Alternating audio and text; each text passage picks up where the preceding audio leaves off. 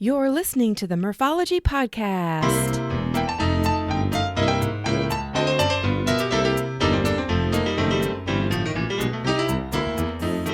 Thanks for tuning in to the Morphology Podcast, aka Murph here to share interviews about biking experiences from cyclists who have pedaled to places all over. Each week we will get to know new people and explore new destinations to ride your bike. As you listen to these adventures, you may wonder, why haven't I done that yet? This week, Leah Fuller joins us to talk about her vision to be part of a group of like-minded women who enjoy being outside on bikes. She discovered the Fearless Women of Dirt, a mountain biking group started by Josie of Decorah Bicycles in Decorah, Iowa. Leah was able to reach out to Josie to become an ambassador and ended up starting a chapter in her own community. Coming up, you'll hear Leah's story of how she brought the Fearless Women of Dirt to life for women of all skill levels. Enjoy! All right. Well, on the podcast today, we have Leah. How are you doing, Leah? I'm good. Good. Well, we ended up finding, here we are in December of 2020. So we still have a pandemic going on, and we were lucky enough to find an establishment that has very few people in here. So you may hear some background noise. I feel fairly safe. Do you? I do. Yeah. I mean, we're way far away from everyone. Except I was laughing before we pushed record that once we start recording, somebody will want to come sit by us and be loud. But we'll just make them be on the podcast. We'll just ask them about biking and boom, they're on. Maybe then they'll move because they don't want to. Yeah, exactly. Yeah. So I invited Leah to be on the podcast because she got me really involved in mountain biking with other gals in my community. And so I asked if she would pull the trigger and be on the podcast to talk about it. And here you are. Here I am.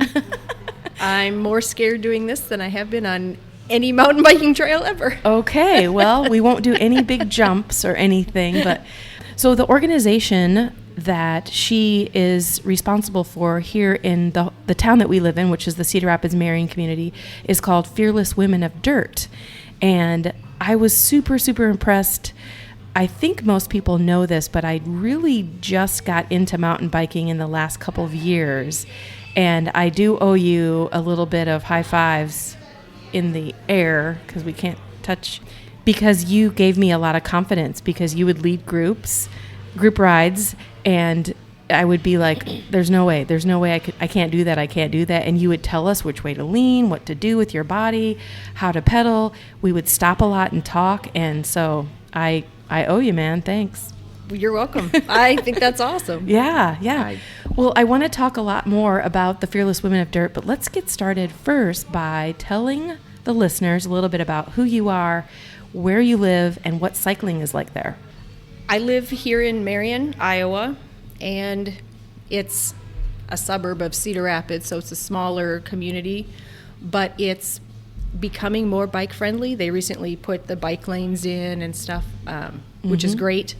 And there's some smaller bike trails that are in the city. And then it's got a nice county park just outside of it, Wanatee Park, that has some mountain bike trails in it. So you've got urban biking, you've got some more single track trail type trails, and then you've got anything you want in between, I guess.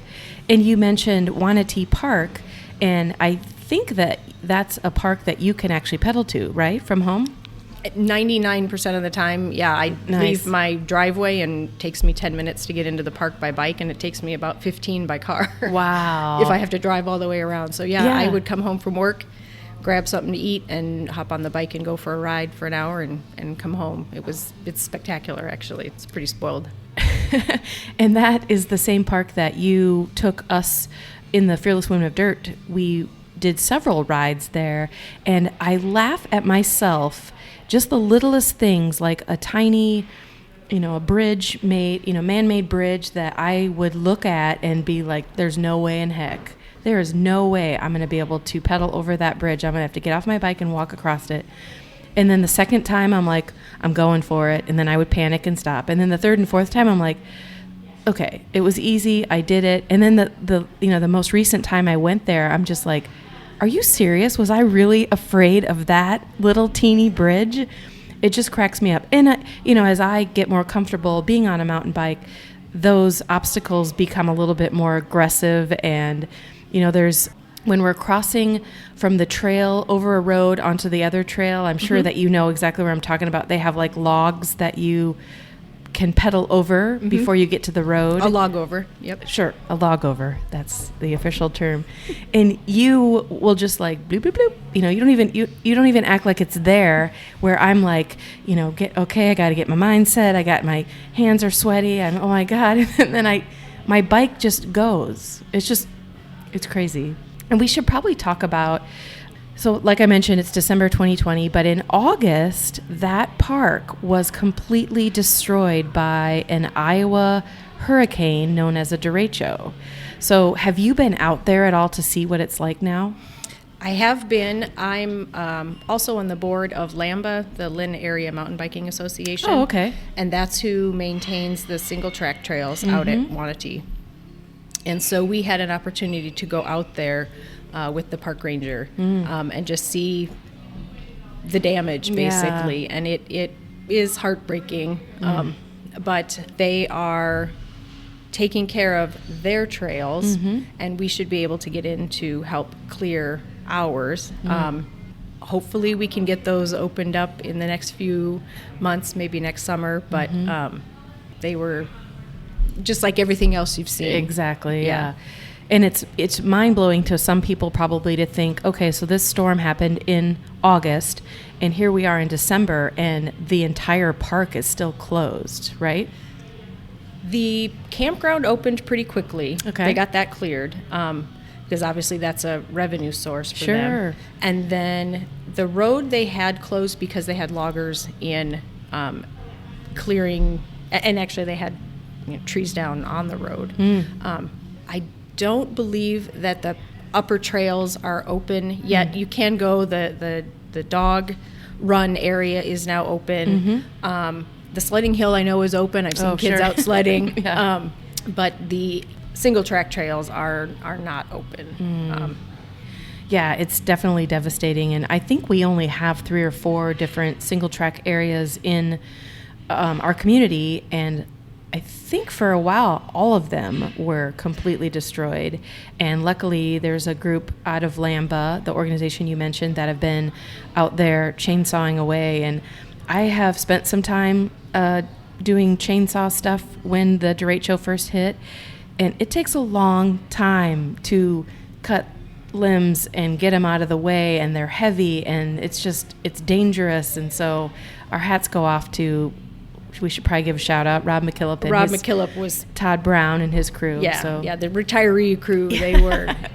They cleared Sac and Fox. They worked on Beverly and got Beverly pretty much cleared Beverly Park in Cedar Rapids. Yeah, and of course, most of the people listening to this aren't from Cedar Rapids, so they're like, okay, great, you guys, but for not having anything, from going to being out on single track a couple times a week to not even having the option, like, oh my gosh. And you couldn't even go down sidewalks in neighborhoods. I mean, it was crazy. Yeah, and I would still say months after that event, almost every single roof had a tarp on it of some sort.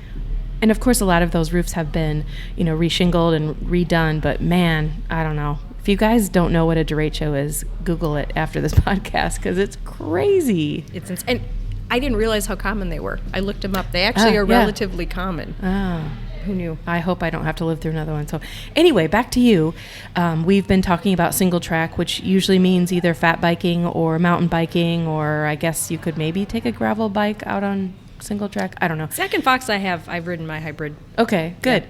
And that's what I was just going to ask you is, what kind of biking do you typically do? It depends on my mood, to be completely honest.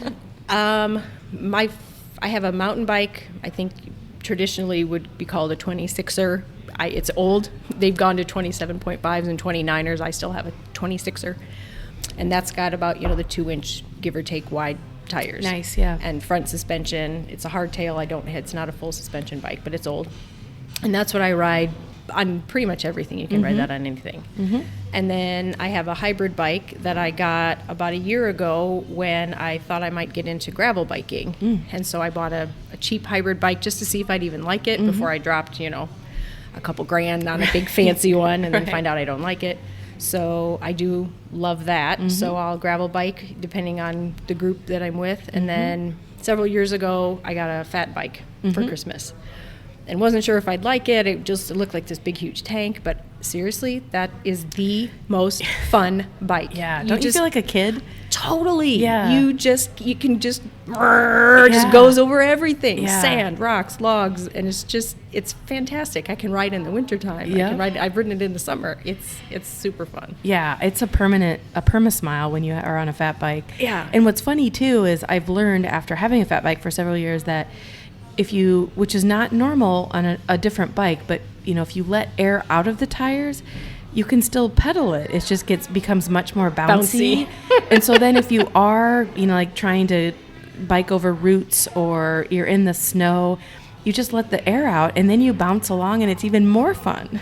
It's really hard mentally. Yeah. To keep letting more and more, but yeah, you get down to like 4 or 5 pounds. Yeah. And then that's sort of like the sweet spot for a lot of Right. things, and it's really hard to do that. Keep letting it out because it's totally against everything that yes. you've been taught, right? No, Exactly. you keep airing it or you're gonna flat. No, Right. no, you need to let it out. Yeah, exactly. Well, when you look at, we spoke about Marion and Cedar Rapids, but do you have a favorite place to ride, whether it's in your own community or somewhere else in the United States? I've ridden a little bit in Wisconsin, but that was road biking way back when I was training for some longer rides, and that was just road riding. And then last year, I did Pert Near 20 with a friend of mine, Kim Powers. So that was the first time I'd mountain biked outside of Iowa, and it was very different, a lot more steep. The terrain was very It was different. like real. Super fun event. And where was that? In Viroqua, Wisconsin. I think I was saying that right. Okay. Put on, I think Blue Dog Cycles is a sponsor of that. Hands down, I mean, my favorite is to go into Wanatee Park. Yes. Because it's so convenient. Yeah.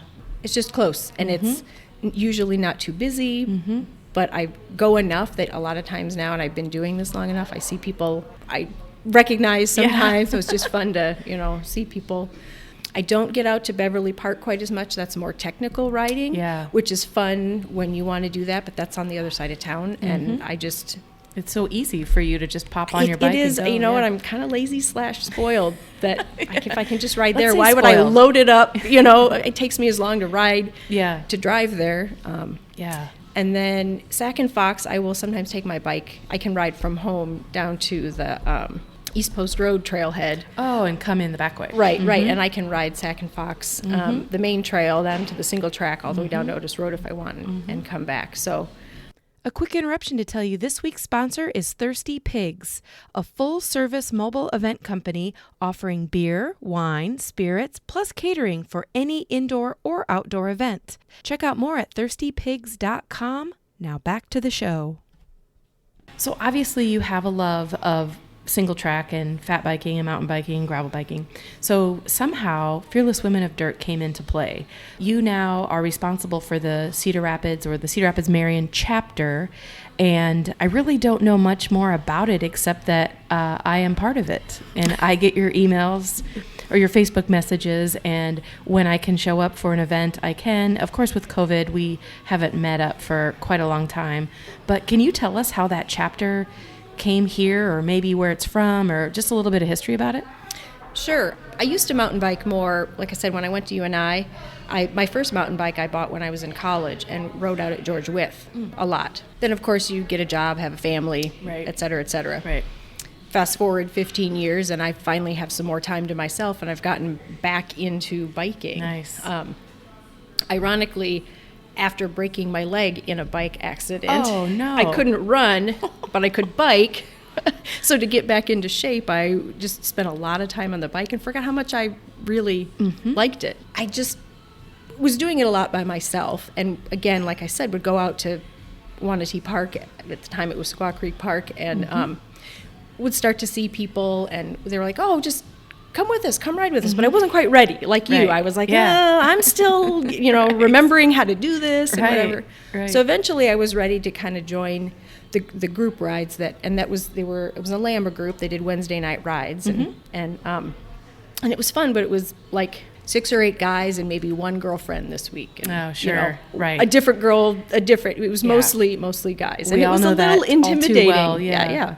Yeah. Very welcoming, and they were, happy to help me, but I just didn't, Right. I didn't want to slow them down or whatever, So I was like, you know what? I know there are other people that like doing this. I'm not special.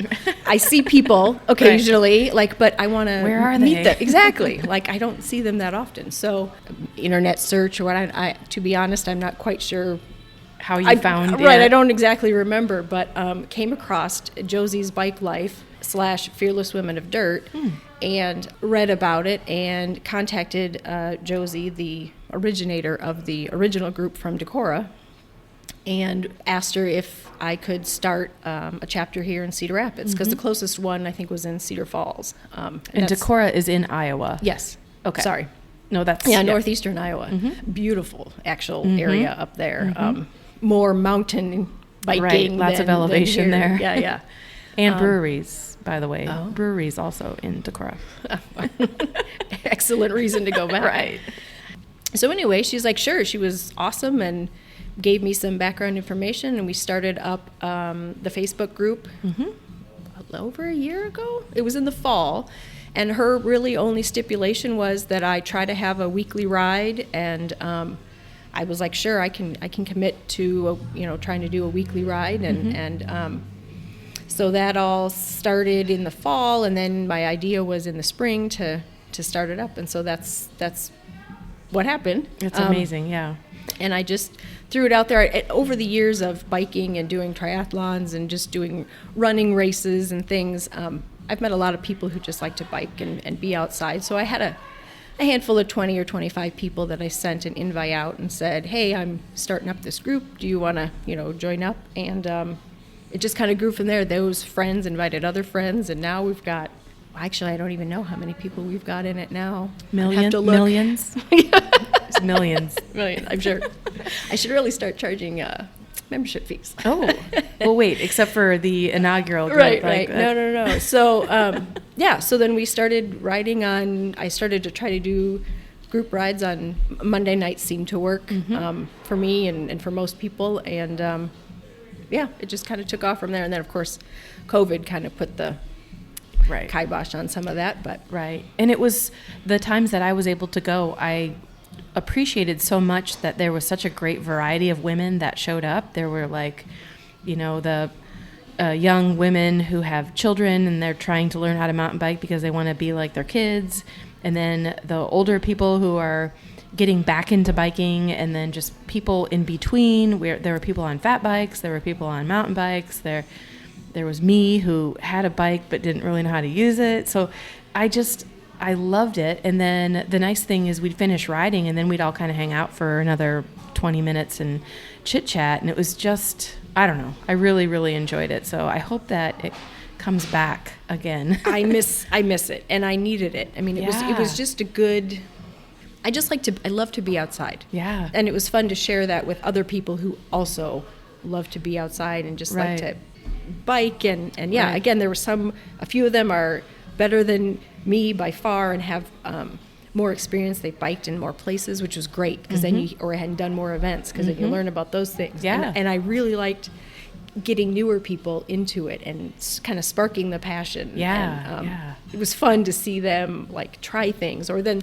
they would post later, hey, I went to this place and I did this thing, and I'm like, yes, you go. That's awesome. That's awesome. So Josie started it in Decorah, and then you now have a chapter in Cedar Rapids, Marion. Do you know if there are other chapters out there? There are multiple ones, and I think there's one in the Cedar Valley area, Cedar Falls. There's a group in Des Moines.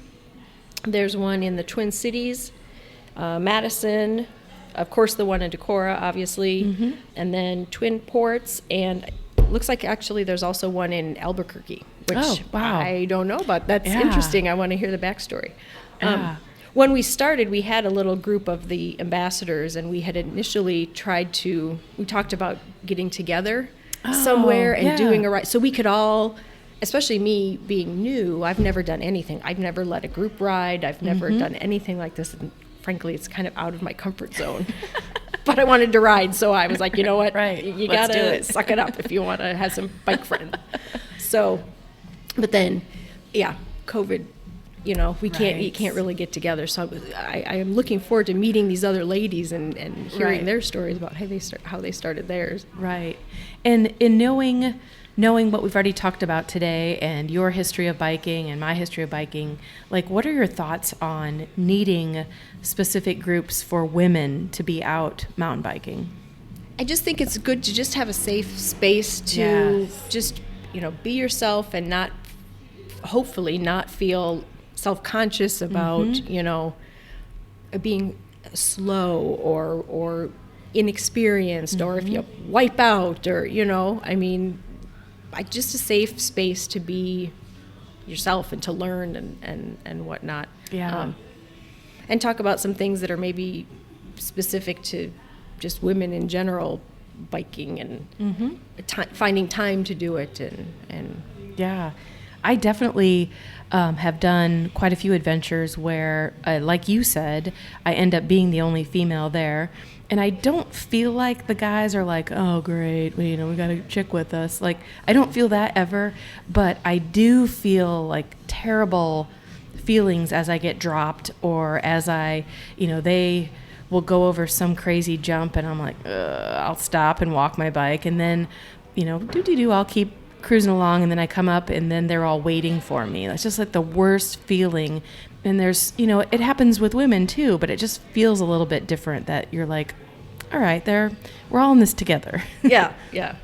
Where I just think, I don't know, the guys at least that I've biked with, none of them are professional mountain bikers, but they do have more skills than I do. And most of them like rode BMX as kids or motorcycles. Exactly. And I'm like, they have that "Geez, background that we don't have. I don't have and that I think at they have a all. little bit less fear. I think it's the testosterone. I don't know. Maybe. I don't know. A quick interruption to tell you this week's podcast is sponsored by Lizard Lips Lip Balm. These great lip balms contain natural ingredients, come in a variety of flavors, and you can choose certified organic or balms with sun protection. Check it out at lizardlips.net. Now back to the show. Well, knowing that, we had this derecho, which kind of wiped out a lot of the trails, and we have COVID going on, do you feel like there's going to be a future with this group, or are you just giving up on it? No, gosh, no. I think, truthfully, we're still staying in touch. Get out and ride. People are sending pictures of rides that they're doing. We're updating. Hey, this place is open. This event is going on. Oh my gosh, let's go. So we're still staying in touch and knowing that we're still, I hate to use this cliche, together but apart, But and I think we're all excited to be able to get together again. And we have had a few like rides where one or two of us have gotten together. Right. We're actually, one of the other ladies, AJ, was very familiar with Sugar Bottom. And I rode down there for the first time. I've been trying to get down there for years, and it just has never worked out. It finally, she rides down there a lot, and we connected through the group. We met through the group, actually. She showed up to one of the things. Oh, nice. A friend of a friend, I think. I didn't know her. She showed up one day, and it worked out that she is familiar with there, and I met her down there, so we rode together. So people are kind of staying in touch in smaller. We're just not doing official organized big group rides right now. And I do appreciate having that Facebook group, because it is exactly what you said, where people will still say, I think somebody actually posted today and was like, does anybody want to go ride at night and look at Christmas lights? So it's not necessarily like a Fearless Women of Dirt where you're doing, mountain biking, but it's community, and it's building up, women with women and doing things that maybe they wouldn't normally do on their own. And that's actually because I have a little ADHD when it comes to things. I'm interested in way too many things. So I think a few people are like, this is only mountain biking, but truthfully, that's not the only thing I'm interested in. So yeah, if it's on 2 wheels, I'm in. Let's do it, you know? Yeah. So if technically you can get dirty doing it, I guess, then then does it count? Because I got dirty. And if you're fearless, like you're not afraid of, biking in the dark can be scary. I actually love it. I love riding at night, but yeah. And at this point, we are in Iowa, and we have had our first significant snow. So riding at night is a little bit tricky because what was slushy during the day, as soon as the sun goes down, it turns to ice and black ice, and you'll be tooling around, then all of a sudden, crap, there you go. That's when you want to be multi-layer with your puffy jacket on, because then it doesn't hurt as much when you go down. Well, we don't fall down. What are you talking about? Exactly, yeah. Have you been on any really fun bike adventures or mountain biking that you want to share? No, but I have a bucket list that I've heard. Ooh, yeah. Thanks to the other ladies in the group. Yeah. There was several ladies who went on a hut-to-hut mountain biking trip that I can't remember who. That was me. And I know. Which seriously sounds fantastic. Although afterward it sounds like it was harder than I think maybe I was. It was for sure the hardest thing I've ever done in my life. Yeah. Like the elevation and the mental game was just so, it's kind of like if you think about when I first started biking with your group, the first couple times I'm just like logs, terrifying, bridges, terrifying, all of that was terrifying. Well, when you go to Colorado, the scale totally changes. And you have no escape. So you're just like, okay, I've got 4,000 feet to go today, and there's either a 3,000-foot cliff to my right or big, huge boulders to my left. And you just have to accommodate it. And I lived, right? I'm here. But we get to our hut at night, and I'm just like, I need to be alone for a few minutes because I for sure thought I was going to die. And then to know that you have to get up and do it again. Like, it's just, I don't know what could have prepared me. Would I do it again? I'm going to probably say a big ol' hell no. But I'm glad I did it. Right. Well, and then when you come back here, you're like, exactly. What the heck? I was freaking about that. Yeah. I do laugh at that. I'm just like, really? Did I really worry about that little stump or whatever it was? But anyway, with that said, I don't have as many skills as I want to with mountain biking, but well, and on our to-do list is we wanted to bring in. Oh, that's right. Thank you, COVID, but we will. It will happen. We wanted to bring someone in and have some lessons, basically, an official person, because pretty much what I've learned, I've either taught myself or watched YouTubes, or I haven't had any official coaching. But to bring in a coach to work with some people. Yeah, and I was lucky enough. There was a coach from Bentonville, Arkansas.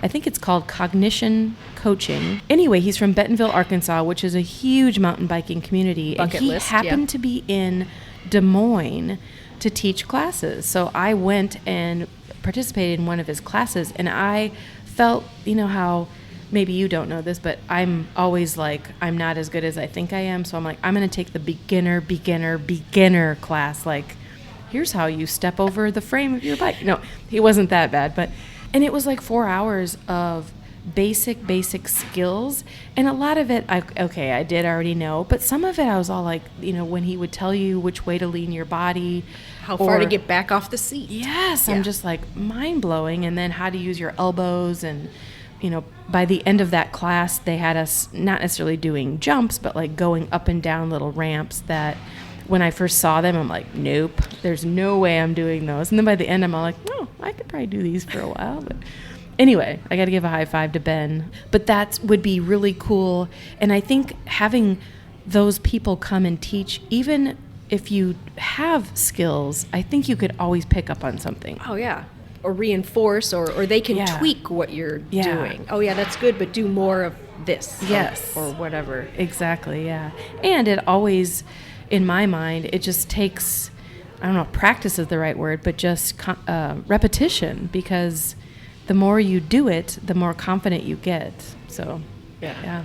Well, if people want to learn more about the Fearless Women of Dirt, is there a place that they can go? For the Fearless Women of Dirt Cedar Rapids, I have a Facebook group. Okay. So if you just search that, you can find it. And it is a private group. Okay. But you could probably search it and then ask you can. You just ask for permission, and then so anything you post, anything we post, it's only seen by our group. And I kind of did that for safety reasons if we're all going to do a group ride or whatnot. Yeah. But then there's also, if you just want information about other groups, there's fearlesswomenofdirt.com, and that is Josie's original site, and that's got links to the other groups. Or if you want to start your own group, that's a great place to touch base with her and start one up. And like I said, I have never done anything like this. I don't have any coaching experience. I have a 15-year-old bicycle that I just like to ride, and I just wanted to ride like a little kid. I just wanted to ride my bikes with my friends. Right. So, she's spectacular and was super helpful. And to be honest, I actually have never even met her in person. But dying to do that and get up to Decorah and hopefully ride with her someday. Yeah, exactly. But no, she's awesome. And it is pretty cool that this is kind of a just the beginning of this entity. The Fearless Women of Dirt started in Decorah. Now that you said there's like 8 or 9 chapters, including where we are in Cedar Rapids. But if there are women listening to this right now, they could become ambassadors, and they could start their own, and hoping that we can get outside in groups next spring.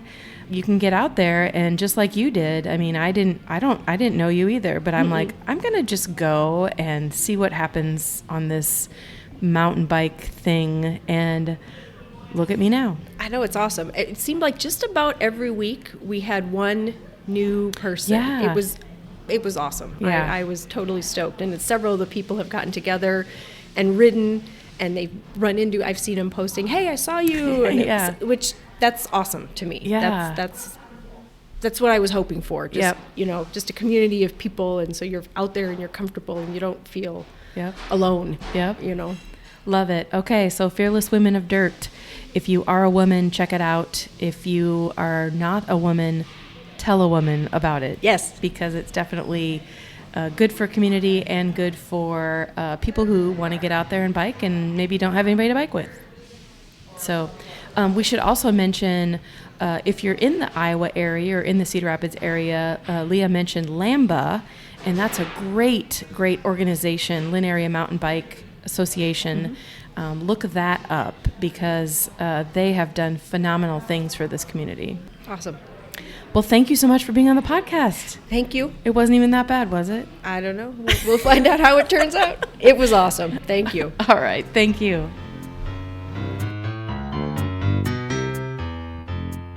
That's it for this week. Thanks, Leah, for taking the time to talk about the Fearless Women of Dirt, along with all things bicycle. We mentioned the founder of Fearless Women of Dirt a couple times, and I wanted to give a shout out to Josie from Decorah Bicycles.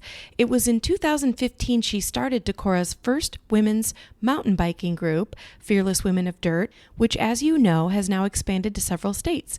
Josie also created a standalone website, josiebikelife.com, with hopes of inspiring women to experience the joy and healing bicycles could offer.